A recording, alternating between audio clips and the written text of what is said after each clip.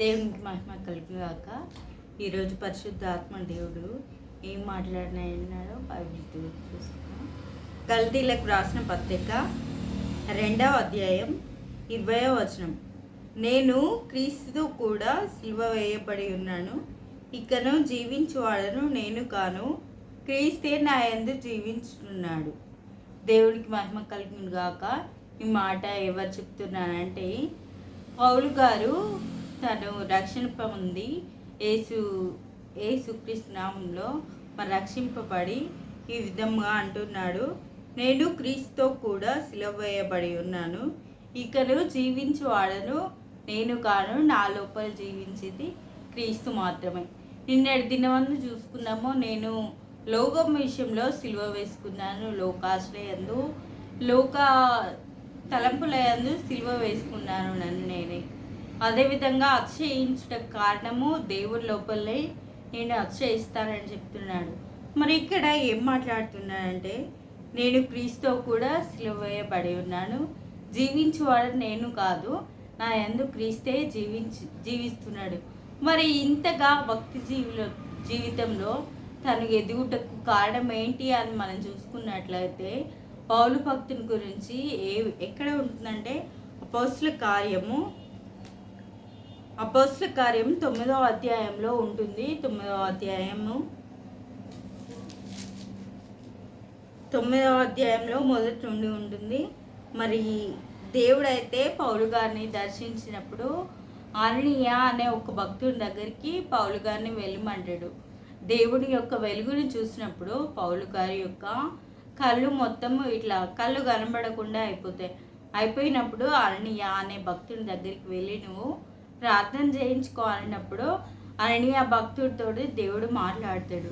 నీ దగ్గరికి పౌలు అనే ఒక భక్తుడు వస్తాడు, అతను ప్రార్థన చేయము అన్నప్పుడు అననీయ దేవునితో అంటాడు కదా, అతను పౌలు భక్తుడు నిన్ను నమ్మిన వారందరినీ చంపుతున్నాడు, పౌలు మమ్మల్ని కూడా చంపడానికి వస్తున్నాడు కావచ్చు అని అంటే, మిమ్మల్ని చంపడానికి వస్తలేడు, అతన్ని నేను దర్శించి ఉన్నాను అని చెప్పినప్పుడు, మరి దేవుడైతే పౌలు కోసం అననీయ భక్తునితో ఏ విధంగా మాట్లాడతాడంటే, మరి ఆయన దర్శించిన నేను ఆయనకు మంచి ఆరోగ్యంను, సంపదను, అన్ని విధాలుగా ధనంను, ఆయనకు కావాల్సిన అన్నీ ఇస్తాను అనలేదు. కానీ ఇక్కడ 9వ అధ్యాయము 16వ వచనంలో, అపోస్తల కార్యము 9వ అధ్యాయం 16వ వచనంలో ఉంటుంది, శ్రమలను అనుభవింపవలనని నేను ఇతనికి చూపునని అతని చెప్పాను, ఇతడు నా నామం నిమిత్తము శ్రమలను అంటే పౌలు గారితో మాట్లాడుతున్నాడు. పౌలుతోని అంటున్నాడు కదా అననీయ భక్తుని కోసం. అననీయ భక్తునితో దేవుడు అంటున్నాడు కదా, పౌలు నా కోసం నా నామం నిమిత్తము శ్రమలను అనుభవించడానికే ఇతన్ని పిలిచారు కానీ మరి దేనికి కాదు అని దేవుడు అంటున్నాడు. దేవుడిచ్చే బహుమతి, దేవుడిచ్చే మాట ఏమిటంటే శ్రమలనే అనుభవించడానికి, దేవుడి నామంలో శ్రమలను అనుభవించడానికి. నేను పౌలును దర్శించిన పౌలు మిమ్మల్ని చంపడానికి వస్తలేడు కానీ నా నామం కోసము శ్రమలను అనుభవించడానికి వస్తున్నాడు అని దేవుడు అననీయతోటి అంటున్నాడు. అదేవిధంగా 9వ అధ్యాయం 22వ వచనంలో, అయితే పౌలు మరి ఎక్కువగా బలపడి ఈయనే క్రీస్తు అని రుజువుపరుచుకొని దమస్కులో కాపురమున్న యూతులను కలవరపరచెను. పౌలు అంట క్రీస్తులో ప్రతిదినం మరి ఎక్కువగా, రోజు కంటే ఎక్కువగా, మరి పౌలు జీవితంలో అంత భక్తికరమైన మాట మాట్లాడడానికి కారణం ఏమిటంటే, పౌలు జీవితంలో దేవుడు శ్రమలనే నా నామం నిమిత్తం శ్రమలను అనుభవించడానికి నా యొక్క భక్తుని దర్శించాను. అదేవిధంగా దేవుడు దర్శించిన పౌలు కూడా క్రీస్తులో ప్రతిదినం మరి ఎక్కువగా, రోజు కంటే ఎక్కువగా ప్రతిదినము ఆయనలో బలపడ్డాడంట.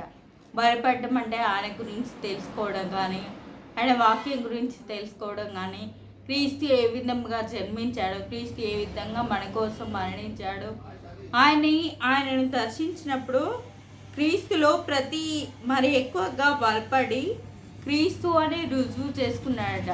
వట్టిగానే నమ్మలేదు, వట్టిగానే శ్రమ పడలేదు, వట్టిగానే తన భక్తి జీవితాన్ని కొనసాగించలేదు. ఇంకా పౌలు భక్తుడు ఏమంటున్నాడే, బ్రతుకుట క్రీస్తే చావైన మేలు అంటున్నాడు.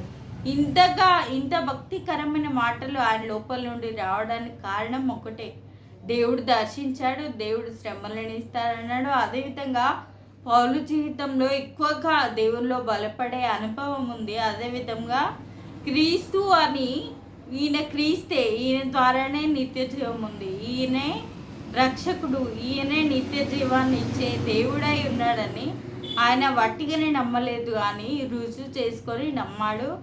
అటువంటి భక్తి జీవితాన్ని మనకు చూపించాడు. పౌలు వంటి భక్తి జీవితంలో మనం కూడా కొనసాగాలని పరిశుద్ధాత్మ దేవుడు ఈరోజు మనతో మాట్లాడి ఉన్నాడు. దేవునికి మహిమ కలుగును గాక.